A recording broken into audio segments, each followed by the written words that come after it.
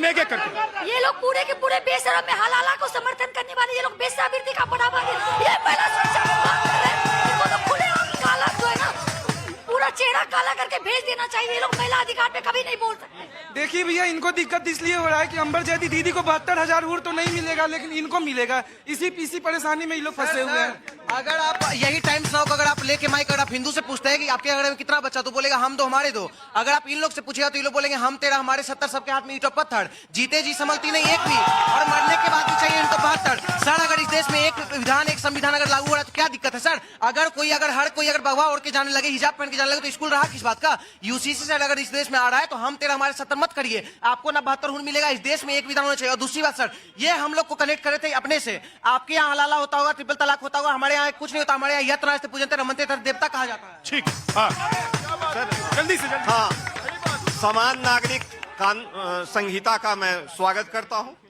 भेदभाव नहीं होना चाहिए यार, आप भी तो इंसान हो, चाहे किसी भी धर्म की। आपकी भी आवश्यकता उतनी ही है जितना जिसने धर्म और समुदाय की है।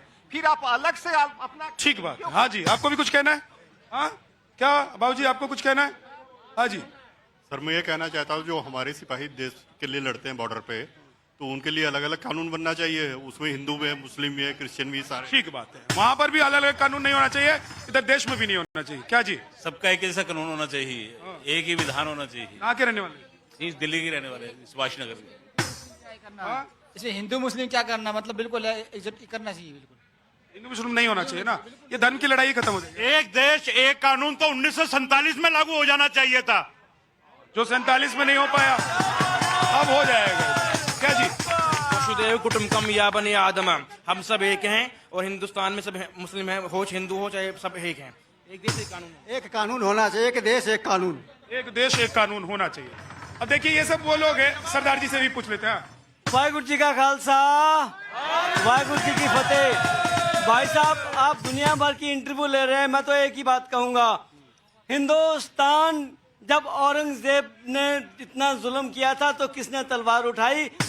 हालांकि वो गुरु गोविंद सिंह पातशाह पीस के पुजारी थे, लेकिन जब देखा कि जुल्म हो रहा तो उन्होंने तलवार उठानी पड़ी। और जो आज हिंदुओं का अभी देश में हम लोग जो बात कर रहे हैं सरदार जी, कि एक देश एक कानून होना चाहिए कि नहीं होना? अरे भाई साहब, डिवाइड एंड रूल की राजनीति चल रही है आजकल।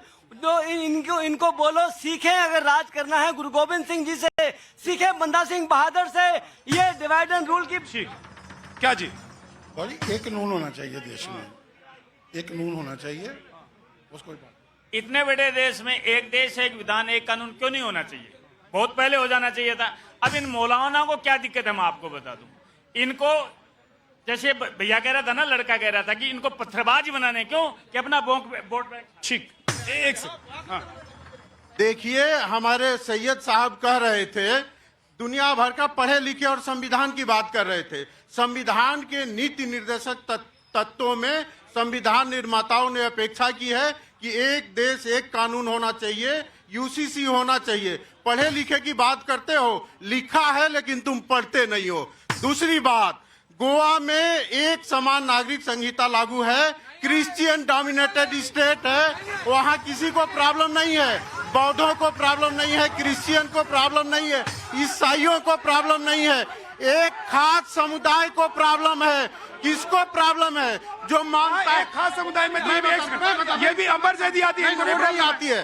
खास समुदाय, खास मानसिकता, जो मानता है कि 800 वर्षों तक हिंदुस्तान में हमारा जलवायु जलाल रहता है, वो कायम रहना चाहिए। और संविधान यूसीसी आने से ये जलवा जलाल इनका कम हो जाएगा, ऐसा वो डर दिखाते हैं। और कम क्या होगा, वो चाहते हैं सरिया और संविधान में किसी एक को तरजीह देनी हो तो सरिया को दिया जाना चाहिए, जैसे साहबानो केस में हुआ था।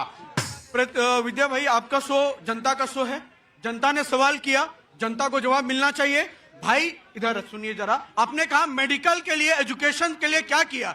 आज से वर्षों पहले जब इस देश में पोलियो आया था, वर्षों लग गया था टीका लगने के लिए। आज जो आप कटाक्ष कर रहे हैं, क्रिटिसाइज कर रहे हैं ना, मोदी की गारंटी स्वास्थ्य की है कि वैक्सीन उसी वक्त बना, आपको सुरक्षित किया गया और आप खड़ा होकर आज सवाल हमसे पूछ रहे हैं। और देश में कितने आईटी थे पहले, बंधु जरा ही बताइए, कितने थे पहले? पहले के मुताबिक 16 नए बने, कितने आईएम थे, आप मुझे अब ये नए बने। बताइएगा, न्यू एजुकेशन पॉलिसी ने देश में बदलाव, पहले कितने थे, पहले कितने गवर्नमेंट का 16 हो गए, उसके अंदर आज फार्मेसी के अंदर बदलाव आया है, ये विकास की गारंटी है। एक सेकंड, ये देखिए